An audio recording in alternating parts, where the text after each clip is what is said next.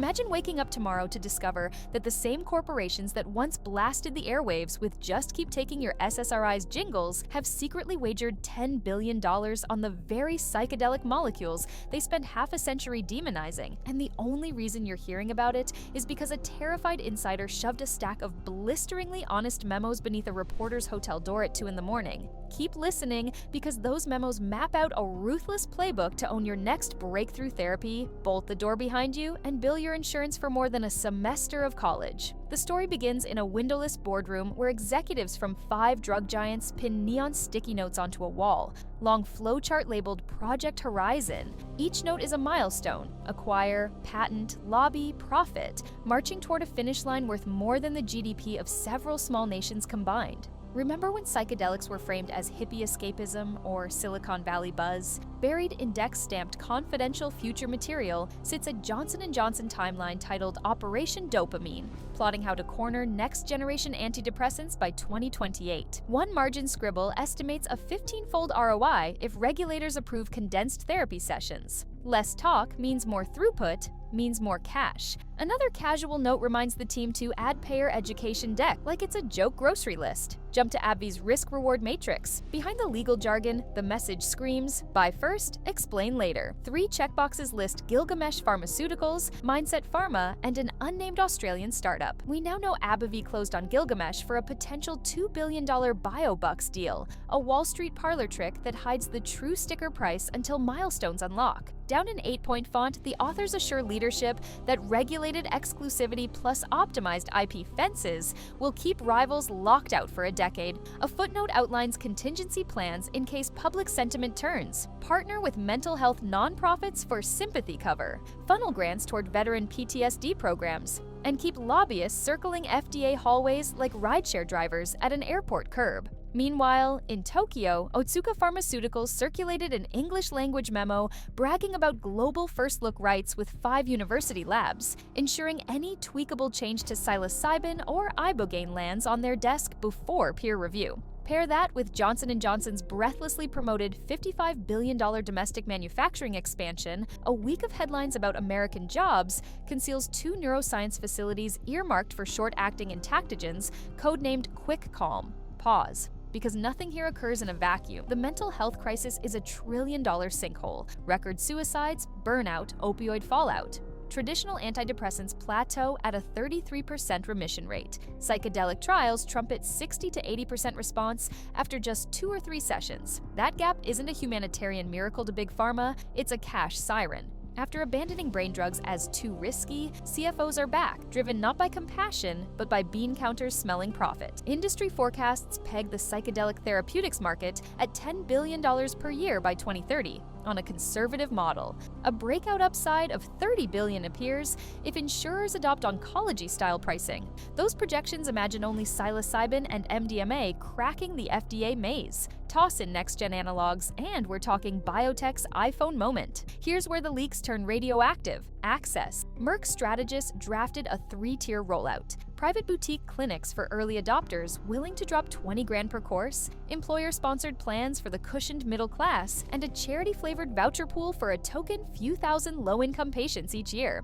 Translation: psychedelics become the Tesla Roadster of medicine, hyped as revolutionary, priced like a luxury toy. Even the nonprofits aren't sheltered. MAPS, the idealistic outfit shepherding MDMA therapy through decades of red tape, spun off a for-profit arm called Lykos. When the FDA rejected its data package, the memos applauded in corporate speak. Delay buys incumbents option value, recommend quiet lobbying to emphasize safety gaps. The biggest twist hides mid-stack, an unreleased joint statement where 5 CEOs pledged to defend indigenous knowledge by donating 1% of psychedelic profits to cultural preservation funds. The promise vanished once legal warned it could set a liability precedent. The slide ends blank, like the conscience that wrote it. Halfway in, let's torch a myth. Psychedelics aren't pills, Their processes. They work best with skilled guides, safe spaces, and long integration sessions. CFOs despise soft costs, so a GSK exploratory plan describes digital companion apps nudging patients through self-guided journeys, monitored by AI chatbots that flag red alert vitals. Scalable? Sure.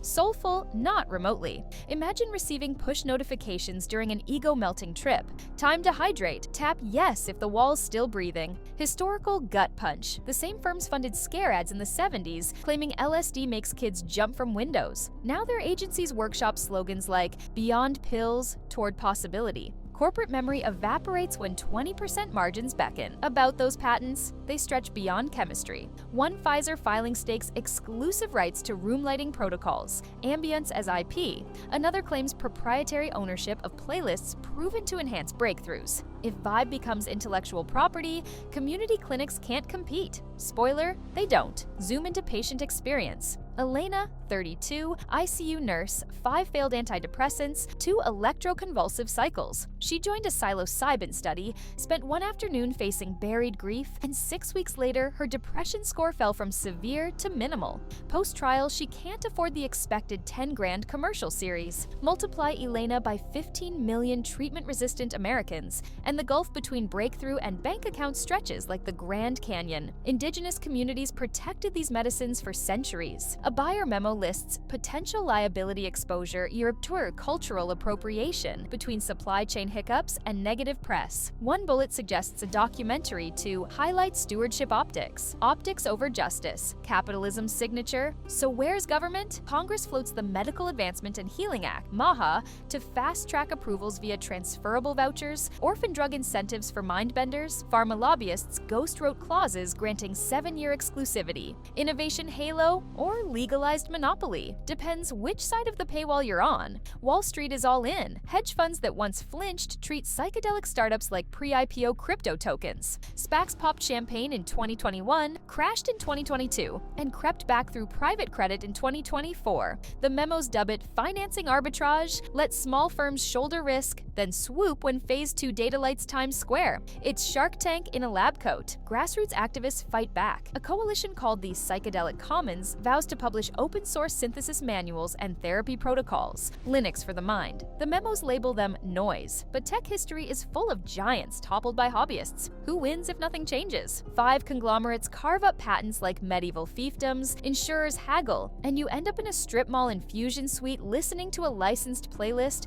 while an algorithm times your enlightenment. Yet executives fear public outrage more than competition. A slide titled "Communication Risk Mitigation" recommends bearing pricing data until the post-enthusiasm plateau. That window, right now, is their weak spot. Transparency laws linking tax credits to fair prices, expanded right to try, and veteran coalitions could pry the gates open. Need proof PR armor cracks? Look at Oregon's 2023 rollout of legal service centers. The weak voters lined up for regulated trips, pharma reps lobbied state officials for exclusive distribution citing quality control. Local press caught wind, fury erupted, and the proposal died in committee. Sunshine stilts over boardroom shadows, time for precedent. Johnson & Johnson's esketamine spray, Spravato, launched in 2019 at $800 per dose plus clinic fees. The memo cites Spravato as evidence insurers cave, but generic ketamine spawned DIY infusion centers faster than coffee shops. Psychedelics could follow, unless strict REMS programs mandate certified sites. A gatekeeping lever lobbyists push hard. Insurers crunch numbers too. A leaked United Health model shows psychedelic therapy becomes cost negative after 6 quarters, even at 20 grand per patient, but warns of optics risk. Payer math versus public fury, next battlefield. Let's humanize again. Staff Sergeant Marco Ruiz, 2 combat tours, flashbacks that torched his marriage. 3 MDMA-assisted sessions gave him silence after a decade of war. FDA rejection froze national rollout, and the memos cheer. Each month of delay grants another patent cycle. Tech adds another gate. Wearables capturing heart rate, skin response, and micro-EEG feed proprietary algorithms. Once molecules go generic, data stays behind paywalls. Imagine Apple Health for your soul at $29.99 a month. Marketing is storyboarded. A Super Bowl spot opens on a war-torn street dissolving into a meadow while a voice whispers, "You've carried the battle long enough. Now carry peace." Budget $10 million, trademark pending. Politicians are pocketed. 63 members of Congress took pharma tag donations last cycle. Policy capture isn't a glitch. It's the operating system. Influencers hype microdosing as hustle fuel. Luxury retreats sell ego death weekends at $5,000 a pop. Counterculture underwriting its own commodification. Regulators become revolving doors. A leaked calendar shows an FDA psychiatrist slated to join a pharma advisory board 3 weeks after signing pivotal protocols. The memo calls this relationship continuity. Spins so brazen it borders parody. Safety controversies add smoke. Memos propose risk-balanced storytelling to deflect inevitable bad headlines. A psychotic break, a cardiac anomaly linked to obscure receptors. Instead of funding neutral research, the plan is to seed think tank op-eds blaming user error. Public watchdogs now have teeth. Congressional hearings set for November will grill executives under oath. Draft questions already demand wholesale cost projections and IP terms. Memos label the hearings containable if spokespeople emphasize national security implications of untreated PTSD. Translation: wave the troops again. Outsiders discover, insiders patent. Prices climb unless voters revolt. HIV meds drop from $10,000 a month to pennies after activists stormed pharma offices. Pressure works. Buried deeper is a foresight note eyeing low-dose derivatives for adolescents. Pediatric markets equal untapped billions. If pricing wars burn hot now, wait until minors enter and watch moral panic ignite. Across the Atlantic, Brussels is drafting innovative psychiatry guidelines, and lobby records show 12 of 13 stakeholder meetings came from pharma reps, none from patient groups. German insurers warn that if exclusivity imports U.S. prices, health budgets could blow in 2 cycles. Australia fast-tracked MDMA prescriptions in 2023, but only 2 clinics hold licenses, each charging $11,000 per course, a cautionary postcard from the future. If you want a colder financial snapshot, look at Barclays' internal Vision 2035 deck, where analysts model psychedelic portfolios alongside renewable energy and quantum computing. The slide shows an upside case where a single broad-spectrum depression indication across the United States, Europe, and Japan alone nets $43 billion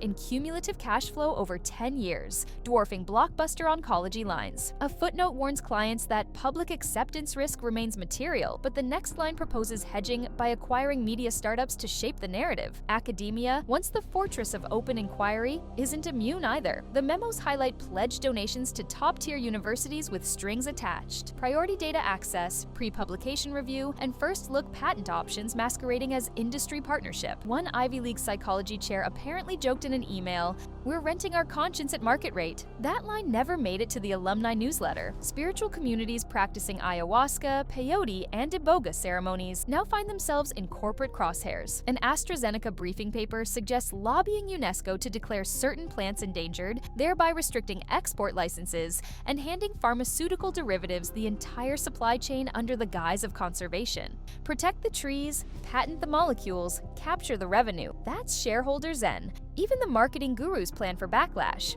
A scenario worksheet titled Pushback Pathways outlines 5 crisis response archetypes: the empath, the patriot, the scientist, the innovator, and the guardian angel. Each archetype pairs with pre-written speeches, influencer partnerships, and color-graded B-roll, all timed to flood social feeds within 90 minutes of negative headlines. It's crisis choreography worthy of a Broadway revival. So, what can you do?